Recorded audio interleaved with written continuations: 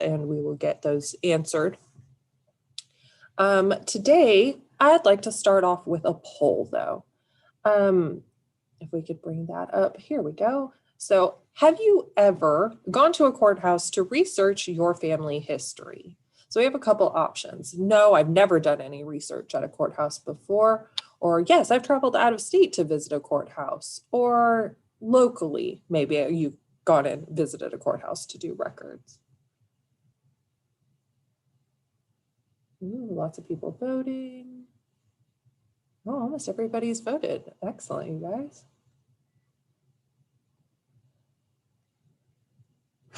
Okay, so right now we're about 2/3 have said, no, I have never done any family history research at a courthouse before. There we go. And then a handful of y'all say that, yes, you have done some research at a courthouse for your family history before.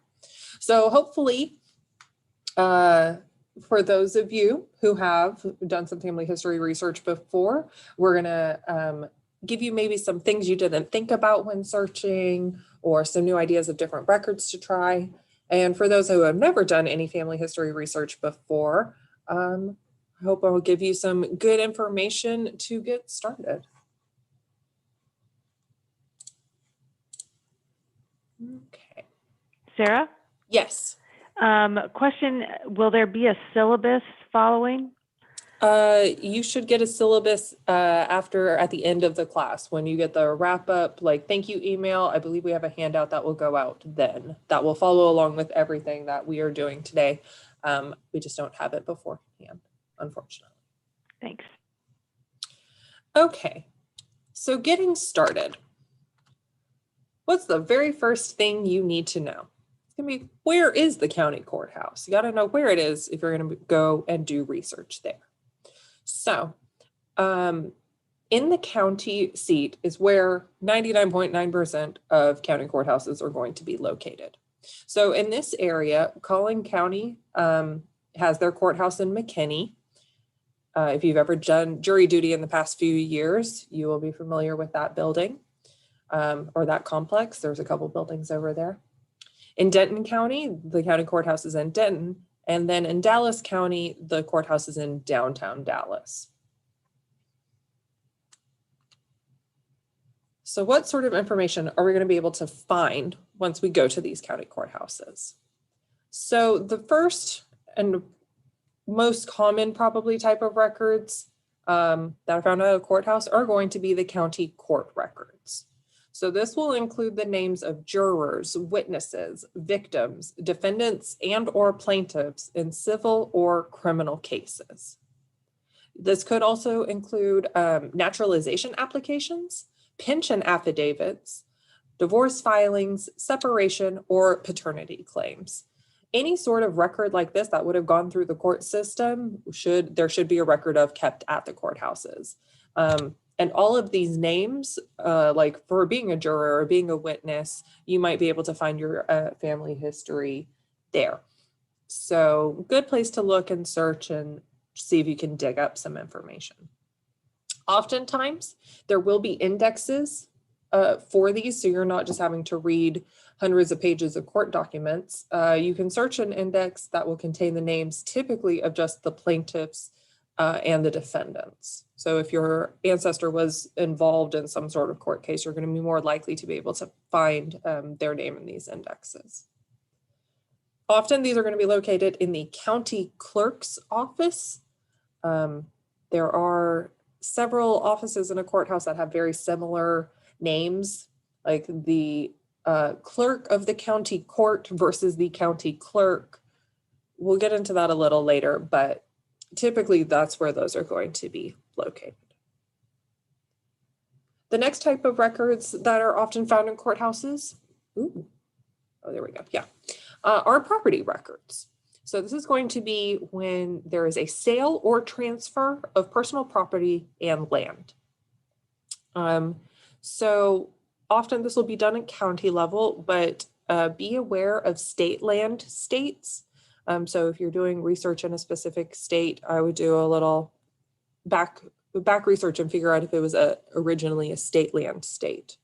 This means that if the land was first purchased from the state via another, or instead of versus another individual, that's going to be a state land state. So if your ancestor got their property directly from the state, those records are typically not on a local level. They will be on a statewide level. Some states did require a patent to be filed at the county level as well once the land was purchased from the state, but that is not consistent. So if y'all see that and figure that out, yeah, just be aware that that's going to be another place you might have to look. These records can be located in different offices. For deed books, you are typically going to go to the recorder's office.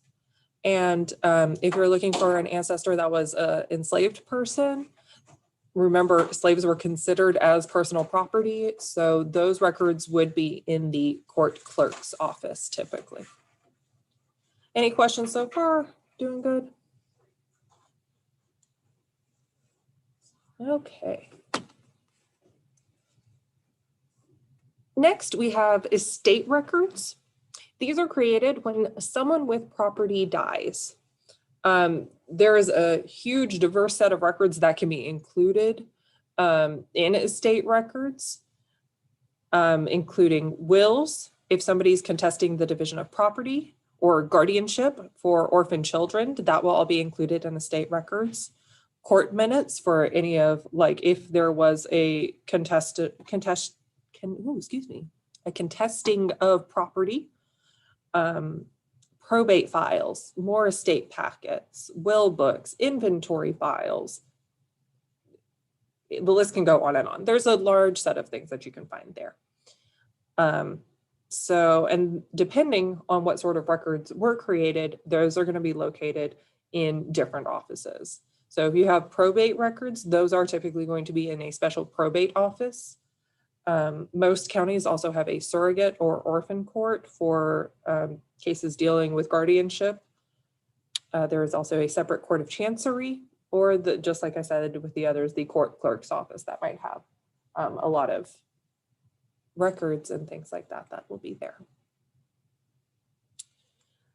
Okay. And then vital records. These are probably going to be the genealogical records besides the census that you are most familiar with. This is including birth, marriage, and death records. For birth and death records, a lot were not required until the 20th century when we started really keeping those records at a state or county level. Sometimes they will be kept in a town versus a county. So again, just if you know a specific place you kind of are looking for records, you might do some research and historical research and figure out where those records would have been kept. Marriage records are generally kept at the county level. So you'll often find those there as well. You should contact the county clerk's office for availability of these sort of records. Sometimes they will only have them back for a specific time period or will only allow them after a certain time period has passed. Typically, like with census records, it would be past when the person is living. So once they're no longer living, typically things will become more available. But sometimes there is like a time period on it as well. So always good to contact the office that you're trying to reach and see what records they have.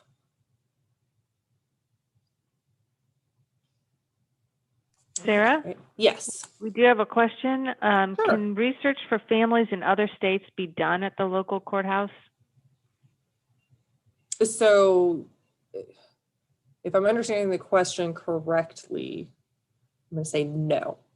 So local courthouses are only going to keep the records that they have for their county. So if you're trying to research a family in another state, you would have to contact whatever local courthouse for that region would be, which I have some search strategies and tips to help figure that out a little later on. So we can get to that, but like if you're trying to research a family in Alabama at the Collin County Courthouse, that's not going to be possible. And one other question, do you typically have to pay for records? I believe it depends by county, and what sort of, like if you're trying to get an official copy of the record, or if you just finding them in the index you feel is good enough, it depends. Okay, thanks. Okay. So then the last type of record that you're typically going to find at your courthouses are tax records. These are the least utilized, but probably most valuable genealogical record. So at times, head taxes or poll taxes were assessed on males, typically white males above a certain age. And they were taxed for both personal property and land. So if you can find land records in the tax records as well as the property records.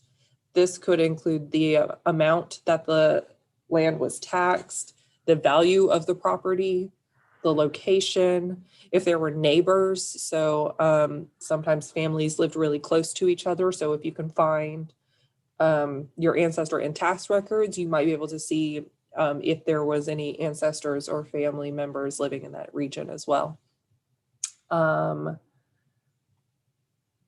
Yeah, it's just a really good resource that, doesn't get used as often. And Sarah, we did have a Yes. question, but, sorry, I missed it, concerning vital records. When did Texas start keeping birth and death records for Black people? I do not have an exact date on that. I would think after the Civil War, probably when it started getting standardized and required for all people as well. Because yeah, that wasn't until the 20th century that we started requiring it. So my guess would be then, but we would have to do more research to find an exact date for that. Thanks. Okay, let's see. So for tax records, this is going to be one, lots of these are stored in different places at the county courthouse, but for tax records, they are typically either stored at the county taxation or the tax assessor's office. For Collin County, that is Kenneth L. Mon, who has offices in McKinney, Plano, and Frisco. Denton County's tax assessor is Michelle French, who has offices in Denton, Carrollton, Crossroads, Louisville, Frisco, and Flower Mound. So if you're looking for these sort of records, the best bet is to ask where they store them, because it could be all over the place.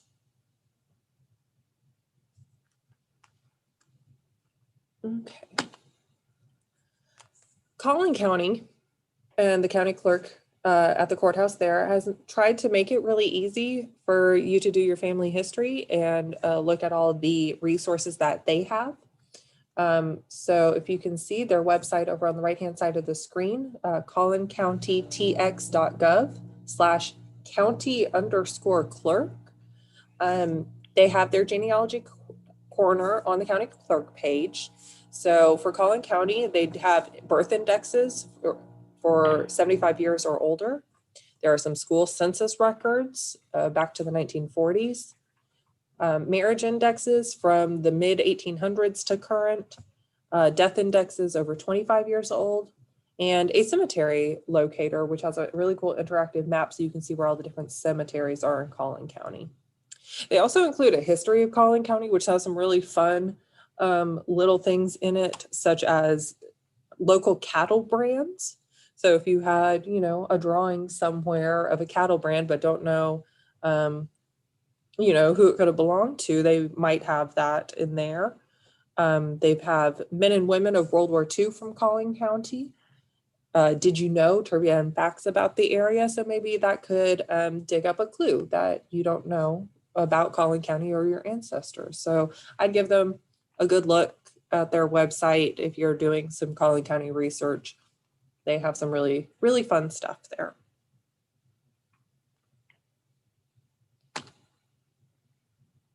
Okay, so now you know the sort of information that you can be looking for at the county courthouses. But now let's look at how you would actually do some of the research.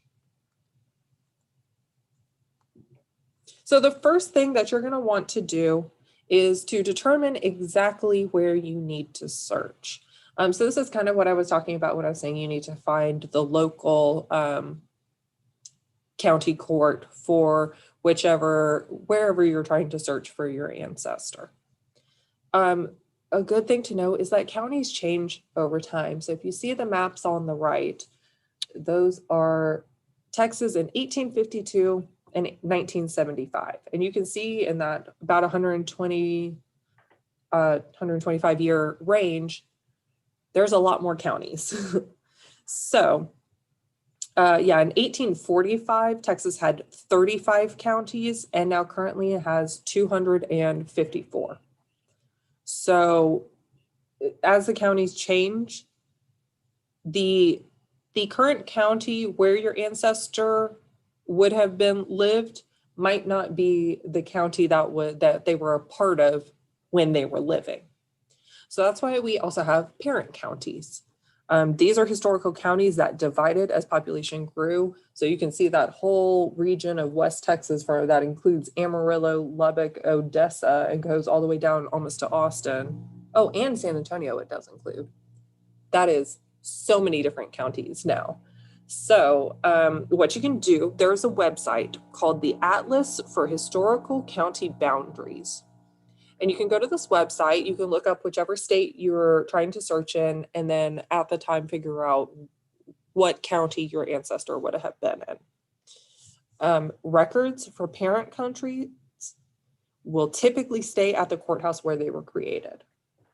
So if they were created at, let's say, I know Fannin County was one of the very big ones back in the day up near the north. So if originally those documents were created at Fannin County, but now has broken down and is part of a different county, the originals will still probably be at the Fannin County courthouse. Don't forget about geography as well.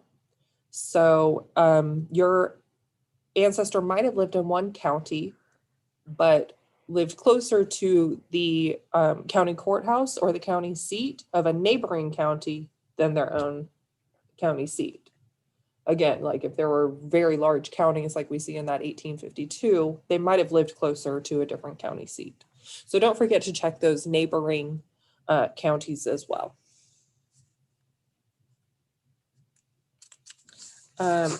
Independent city governments. So sometimes large cities would have maintained records of their own. And instead of keeping them at the county level or keeping them in addition to county level records. So again, sometimes this is just doing historical research and figuring out what the regulations or the rules or how business was conducted at that time. So just do some research. If it's a large enough city, you can see if they can keep records of their own. And then the non-county systems. So some states, such as Louisiana, don't have counties, they'll have parishes or probate districts or town halls versus having a county. So if you get into a state that you're trying to do this research, but they don't have counties, you'll just have to do some more research on how those governmental systems work and where those records might be kept.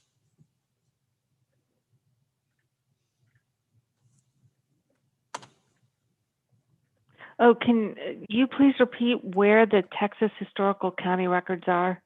Yes, so it's the Atlas for Historical County Boundaries. And I did put the link to it in the chat. So if you have the chat open, you can look for it there.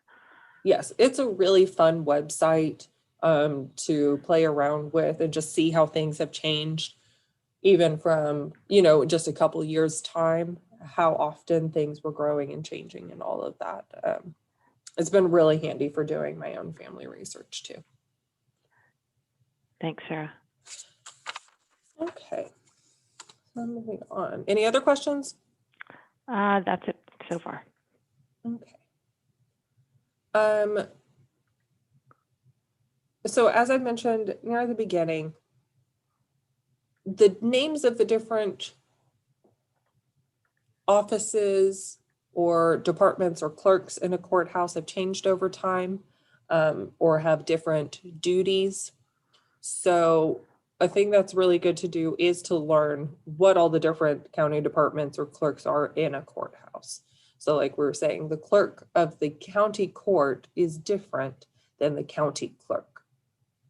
So the county court is going to be more of those, any of those court records that we were talking about, any probates typically, things like that, versus other things that are going to be in the county clerk, like estate records or property. It just depends.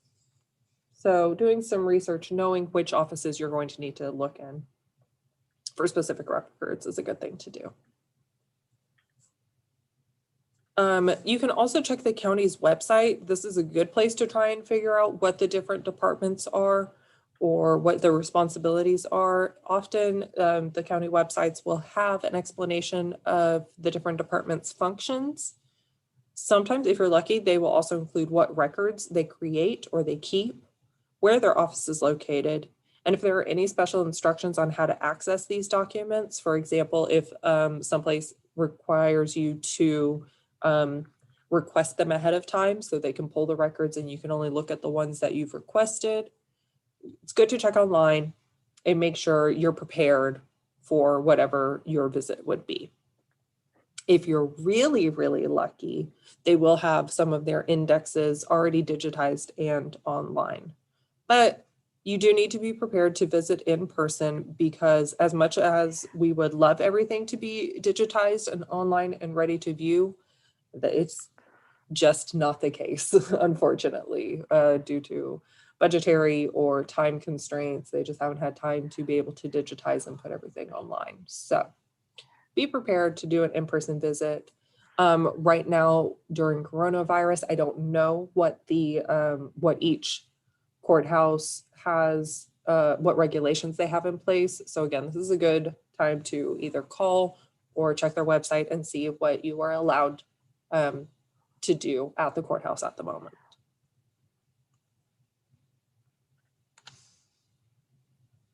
So while you're preparing to go in, a really good thing to do would be to check the guidebooks or any state or county genealogical societies websites. If somebody has already done some of the research for you about figuring out where specific records are located or what years they have or what indexes, different things like that, going to those guidebooks or society websites will help. You don't want to have to repeat research if it's already been done. So if they already have that information, it's a good place to go check and see if somebody else has done that first. Like I was saying on the last slide, call ahead to confirm hours and visitor rules. Sometimes there are rules in place, like ask if you can actually handle the materials, or if it's just, a computer that you're going to be looking at. Do you have to request those materials ahead of time? Another good thing to ask is if there is a slow time of the week or the year that's best to visit. If you go during these times, you're more likely to be able to get help if it's needed. If the clerk or whoever works there isn't trying to deal with all of these other things. If you go during the quiet period, again, you're more likely to get help. Another good thing to do would be to look at the courthouse directory. So this is an example of one that I found online. Various offices could have information about your ancestor potentially. So for some of these, you can start in one office, look at all the records you can get your hands on that might have anything to do with your ancestor, and then move on to the next office. So yeah, for example, you can see there's different courtrooms for civil or divorce cases versus small claims versus there's other domestic courtrooms. There's adult probate. There's juvenile probate, I believe I saw on there as well. Estate divisions or special proceedings, different things like that. So each one of those might keep their records in a different place. It would be great if you could just, call up the courthouse, see what sort of, places that they have. If you can find their building directory online and look at the different things there, again, a good strategy to try and maximize all of the research that you are going to do.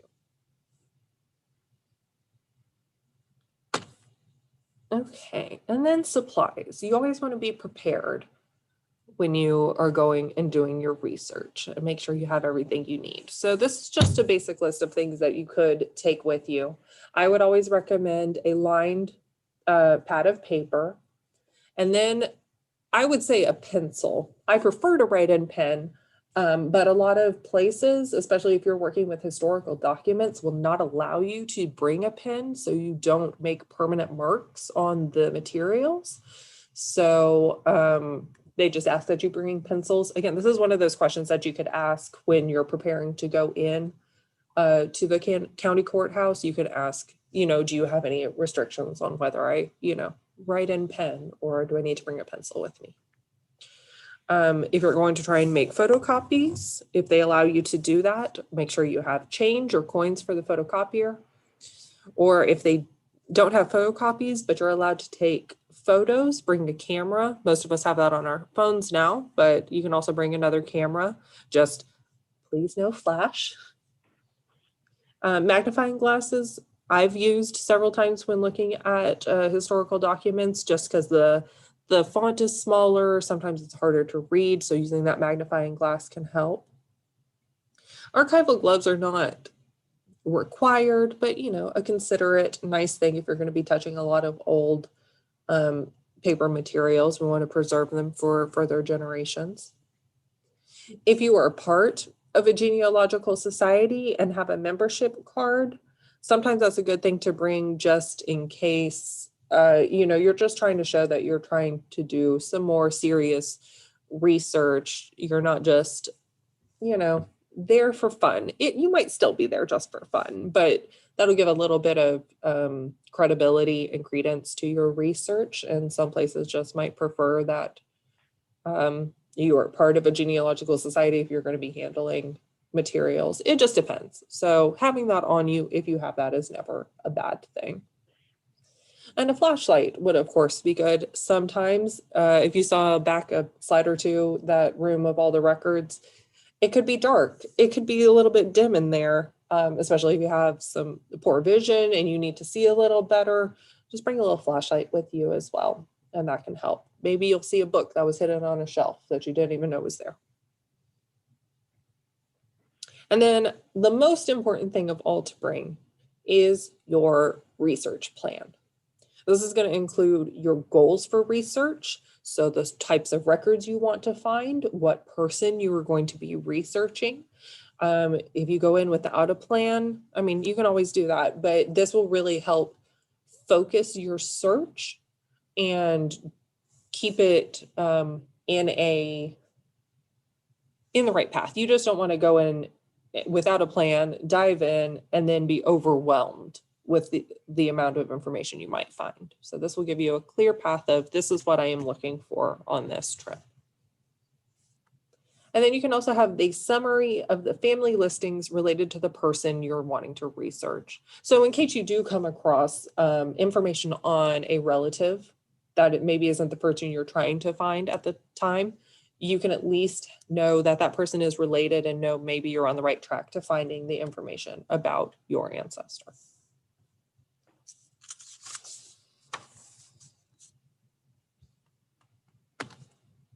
Okay, any questions? We still doing good? All good. Okay. Now let's talk about indexes. So a lot of the times before you really get into the actual marriage record or birth index or birth record, excuse me. Before you get to those documents, you're typically going to find an index. And this will indicate that, yes, your ancestor has a record here, and typically we'll talk about the date when it was created. It will typically have in the index, you will find the record location. So either the volume or page number of the volume that the record is kept in. Sometimes if it's a court case, you might have a case number as well that then you could go and search in different record sets, find more information. So again, this is good information. This will verify that a record for your ancestor does appear in a certain record set at a specific date. So if you find them there, that's a good indication that you have information. But then you still would have to go and get, I would speak to the county clerk or whichever office it is to actually get the physical record. So some records will always have an index and others will not. I was trying to do a little bit of research and see what ones would always have an index and which wouldn't. There is a whole bunch of state code that requires, for example, I believe property records currently to be indexed. I don't know how far back that goes. I don't know if that is true for other records. Typically birth index, marriage index, death index, you'll find those for Texas. But it depends state by state, county by county, even sometimes. Okay, so there are two types of indexes. The first type is the original index, which is going to be compiled at the time of creation for the original records, and is typically just going to cover one set of documents. So birth records from 1887, that will typically be one. If that is one volume, that is going to be an original index. A consolidated index, as you can see the example on the right, is going to be compiled after the creation of the original records and will combine several types of records into one index. So this is a consolidated index from a law firm. So it's going to be like court cases and things like that. And you can see it is volumes 1 through 160. So each one of those volumes would have been an original index that was created at the time that the records were created. And now it's been just compiled or consolidated into one giant index that you can go through. Hey, Sarah. Yes. We do have a question. Some indexes are not accurate, but without the original image, it's impossible to validate. What are the options? I don't know. I feel like I would need a more solid example to talk about, but so let me try and vaguely speak on that. Yes, indexes are not always 100% accurate. I do talk about that in a couple slides, so we'll get into a little bit more of that there. There we go.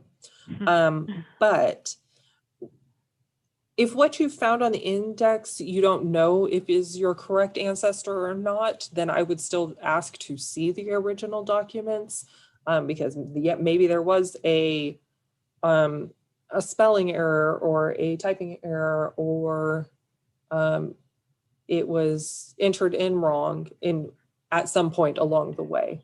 If you can find somebody that you think is very close to whoever you were looking for, and you can tell by other context clues, like if the birth date is the same, they've married the correct person that you're looking for, but their name is spelled incorrectly or something like that, then it's still valid. We're all human. We make mistakes sometimes. So that would be my best suggestion is if you find something that you think is close, I would still ask to look and see the original, and maybe you can tell that it's the person you're looking for or that the index was incorrect. Does that answer the question? Yes, thank you. Okay. Okay, so let's talk about where to find indexes. So most genealogical society websites will have indexes of what different courthouses are going to have. If they don't, of course, we also have Family Search, US GenWeb, and RootsWeb, which are all well-known genealogical family history research websites. You can always search on there and see if those indexes are available. Ancestry does have some as well. I know they have like Texas death index, marriage index, I believe, different things like that. So of course, search all of those places. If they are online, they will typically be on one of those sites. But if they aren't, of course, at the courthouse is going to be the best place to find the indexes, whether they have been digitized and are online, or if they are the old paper, big bound volumes. And a really good tip is to make sure you page through the entire index so you don't miss anything. Sometimes, a page has been inserted at the end, or, things aren't necessarily didn't get alphabetized properly, especially if they were doing it by hand back in the day. So sometimes if you just do a flip through real quick, just make sure you're not missing an important key piece of information or clue that you're looking for there. So now you've got a record, you've got an index, trying to look through it. There's some really good questions to ask yourself. First, how or when was the index created? Is this an original index? Is it a consolidated index? If it was created at the time, is there going to be different, how they handwrite things? Is that going to look different from now? Those are going to give you some sort of clues. Also, what years are covered? Is it an original index of just a certain year? Have we made a consolidated index that goes back to 1740? Who knows? But if you can find that information out, you can also make sure you're not searching an index where your ancestors wouldn't be. If I'm trying to find somebody that was born in 1890, but my index only goes up to 1880, that's not going to help me searching that. So knowing what years they cover in the index is important. How comprehensive is it?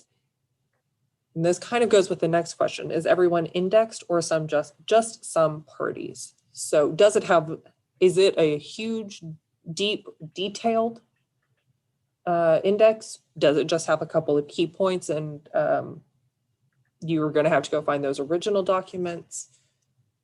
It's good things to think about.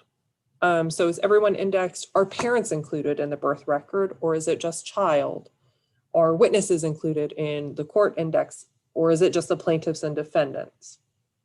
And then, of course, note, pre the mid-1900s, African Americans are going to have a segregated record set. So if you're searching for your African American ancestors, you might have to look in a different place or a different volume set. And then this is what we were talking about earlier. Search various spellings and name combinations. So if you've ever looked at really old documents, they can be really hard to read. Sometimes the person who was writing the information down either transcribed it or translated it poorly from the original person. So maybe there's a spelling error, or maybe they misprinted or misread the original that it was being indexed. So when you're searching, it's always good to search in unexpected ways. So for example, if you had an ancestor that was named James Frank Smith, they could be listed as James F. Smith, James Frank Smith, J. Frank Smith, J.F. Smith. It's endless, the number of ways this person could have been listed out. So again, like you're saying, if you aren't sure that this is necessarily your ancestor, maybe something was typed in wrong, maybe they've gone by a different initial, it's worth looking at the original record and seeing what other information you can pull from that or you can deduce from that to determine if it is your ancestor or not.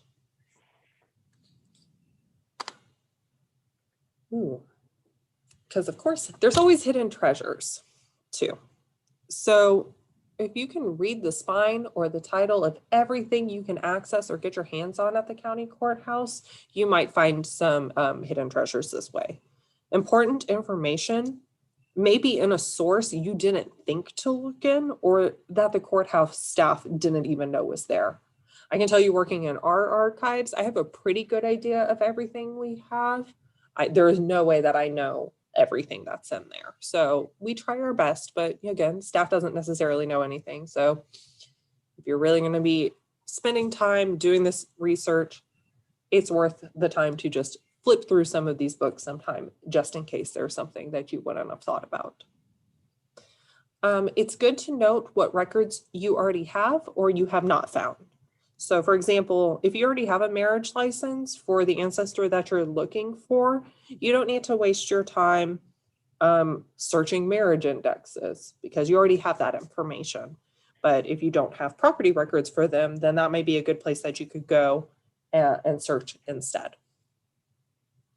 And then never forget to search for alternate types of records. So sometimes beyond the county court or the county like vital records, they could include things such as church records, military service records, pension records, or local newspapers. Typically, most courthouses won't hold that, but some do. So just, again, anything you can get your hands on that might have something about your ancestors, always a good thing to look at.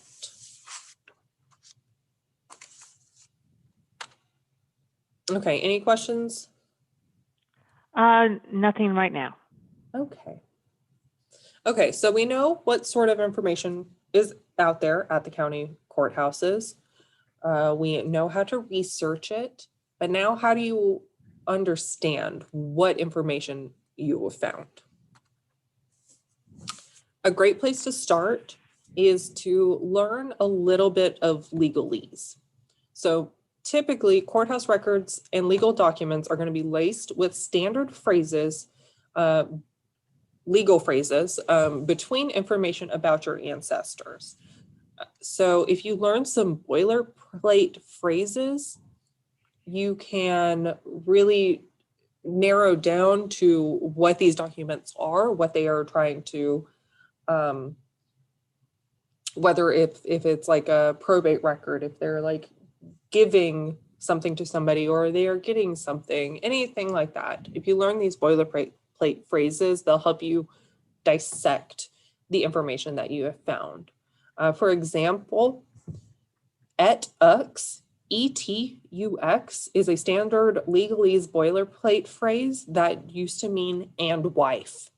So we talked about this in the women, solving the mysteries of women in your family tree. That's one for women. If you're trying to find a female ancestor, sometimes their name's not going to be listed. It's just going to be listed as and wife. So if you know that phrase, that'll be easier when you're reading some of those documents to know that that's actually talking about a person. So genealogy glossaries will typically have the boilerplate phrases that you're going to find most often in the courthouse records you would use for family history research. But you can also, if you are doing research and keep coming across a phrase, I would just use a law or a legal dictionary to be able to look it up, and maybe you can create your own little glossary of things that you've come across. Ooh. And this is a thing that I personally need to be better about doing, but is a great, great tip. When you are researching and you find all your results, A great thing to do is to summarize any search that you have done, because unsuccessful searches can be as helpful as finding records.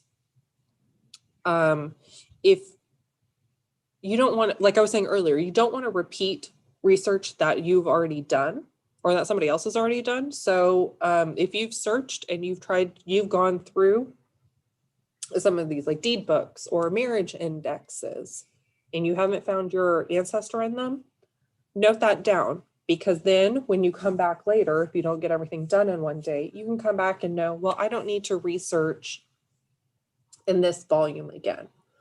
Excuse me. Yeah, you would have already searched there, so you're not going to be wanting to repeat that work that you've already done. And so even if you don't find anything, writing that down, knowing that you've already searched there is going to be really helpful. You can just summarize the important details. So for example, in the research log on the right, you can put the date that you searched, which volume, what the source is, and then the important details of what you found. So you can have this as a ready reference document where you can see all your results in one place. And then, so once you've done all that, you have all your records now. The thing to do is to really analyze them. What clues does this record give you to continue your research? Do you have a new name? Do you have a new date that you didn't know? Or maybe you've confirmed somebody in a certain area. Okay, what else can I, now that I found this piece, what else can I keep searching for? And if you're having trouble figuring out what it is you found, but you think you found something important, please ask help from an expert. You can, I would ask, if you're at the courthouse still, you can ask the staff. They might have good ideas, be familiar with these documents. You can always email the genealogy team here if you have something that you found this record but aren't sure the information in. I'll have Bethany put our email in the chat. Oh, perfect. Genealogy@plano.gov. We'll email the genealogy team, and then we can all take a look at it and see what sort of information we can help deduce from that document for you. So this is an example log of how you would fill out your kind of research log over here on the right. So, excuse me. For example, this person researched, and in the deed index books that they were looking at, they were looking for somebody with the last name Adams. The first one had a listing, so they've copied it. The second book didn't have anything, so they've written down there's no listing there. Same with survey books. Okay, the first one did not have an Adams listing. The second one did not have an index, so they did a page-by-page search, flipped through, confirmed that there was nothing in there. Marriage books, we can see marriage book 1 only had a groom index, and they didn't do a page-by-page search for brides. So if they wanted to, they could go back in the future and try that page-by-page search in the index or the register. And then marriage book 2 did have a bride and groom index, but part of those A names were unreadable. So maybe that's when we bring our magnifying glass out, see if you could read it a little better, what the situation is there. Okay. If you're really wanting more information on how to do some courthouse research, we do have a couple of books in our collection that you can check out. The Courthouse Research for Family Historians, a lot of the information from this class came from there, but there are definitely more tips and tricks that I did not include.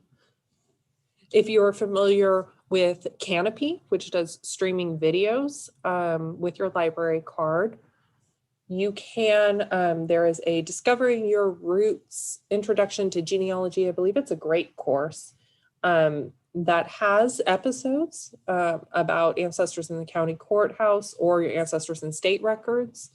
Now be aware with Canopy that you only get a certain number of checkouts per month, and each episode of a great course counts as one checkout. So this would use 2 of your 5 a month, I believe.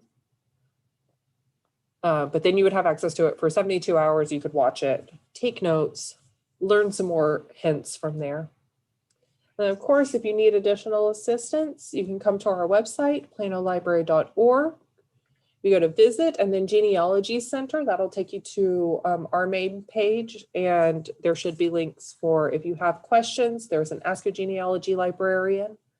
If you want help like analyzing records or things like that, you can also book a genealogy librarian, and we can schedule some time maybe to call and sit and look at records, maybe digitally together. We can figure something out. Or, like I said, you can always email us at genealogy@plano.gov, and that'll get out to our team. And we'll try and help in whatever ways we can. All right, and that is all I have for today. Do we have any final questions? Anything else you would like me to go back and look at?